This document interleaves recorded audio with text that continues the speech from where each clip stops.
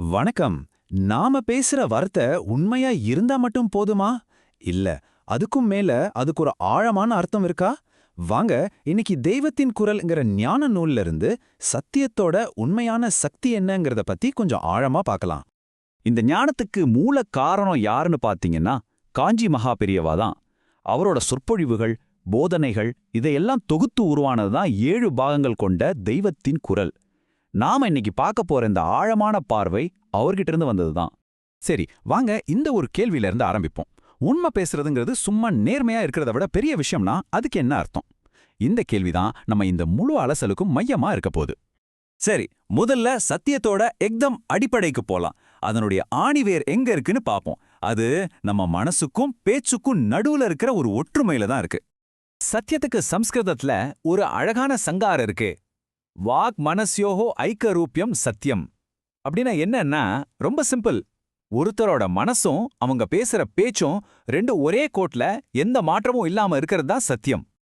இன்னும் புரியுற மாதிரி சொல்லணும்னா, நீங்க மனசுல என்ன நினைக்கிறீங்களோ அது அப்படியே வார்த்தையா சொல்றது.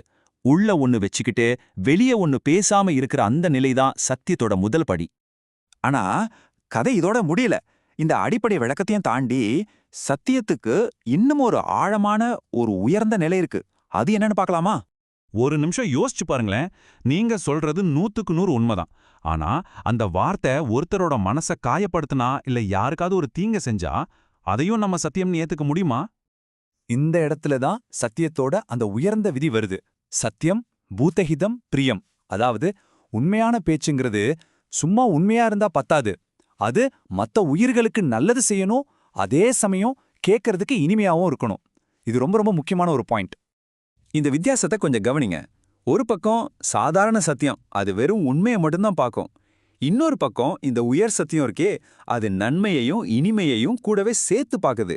சில நேரங்கள்ல காயப்படுத்தக்கூடிய உண்மையை தவிர்த்துட்டு அன்புக்கு முக்கியத்துவம் கொடுக்குது. இந்த உயர்ந்த விதிய பெரியவங்க ஒரு வழிகாட்டுதலா எப்படி சொல்றாங்க பாருங்க. உண்மைய சொல், ஆனா இனிமையா சொல். மனச காயப்படுத்துற உண்மைய சொல்லாத, அதே நேரத்துல இனிமையா இருக்கிறதுக்காக பொய்யையும் சொல்லாத. இது எவ்வளவு ஒரு அற்புதமான சமநிலை இல்லையா? சரி, ஒருத்தர் இந்த உயர் சத்தியத்தை அப்படியே முழுசா கடைபிடிச்சு அதுலயே வாழ்ந்தா என்ன நடக்கும் தெரியுமா? அவரோட வார்த்தைகளுக்கே இந்த யதார்த்தத்தையே மாற்ற ஒரு பெரிய சக்தி வந்துடுமா? இத விளக்க ஒரு அருமையான கதை இருக்கு. திருக்கடையூர்ல அபிராமி பட்டர்னு ஒரு பெரிய பக்தர் இருந்தார். அவர் எப்பவுமே அம்பாளை நினைச்சு தியானத்திலே மூழ்கி ஒரு மாதிரி தெய்வீக பரவச நிலையில தான் இருப்பாரு. வெளியுலகமே அவருக்கு தெரியாது.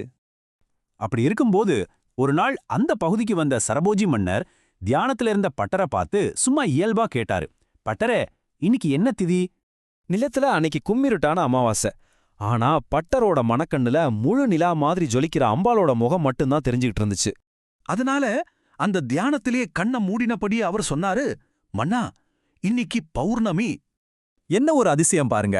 அவர் அப்படி சொன்ன அடுத்த கணமே அம்பாள் அவளோட காதுல இருந்த வைரத்தோட கழட்டி வானத்துல வீச, அது அந்த அமாவாசை ராத்திரியில ஒரு பிரகாசமான முழுநிலா மாதிரி ஜொலிச்சு ஊரையே வெளிச்சமாக்கிடுச்சு.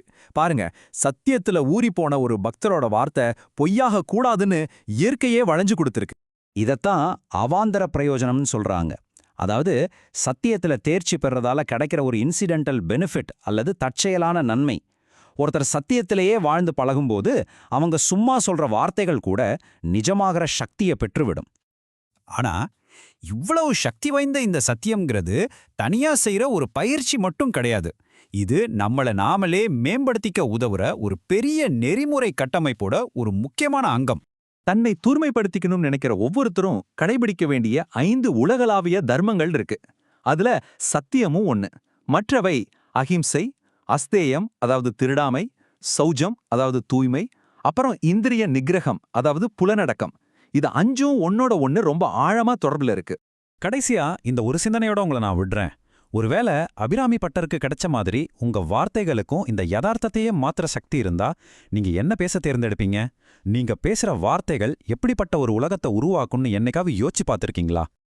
நம்ம வார்த்தைகளோட சக்தியை பத்தின இது மாதிரியான ஆழமான அலசல்களை நீங்க தொடர்ந்து பார்க்கணும்னா இந்த காணொளியை லைக் பண்ணுங்க, உங்க நண்பர்களோட ஷேர் பண்ணுங்க, மறக்காம எங்க சேனலுக்கு சப்ஸ்கிரைப் பண்ணுங்க. அடுத்த ஒரு சிந்தனையோட உங்களை சந்திக்கிறேன்.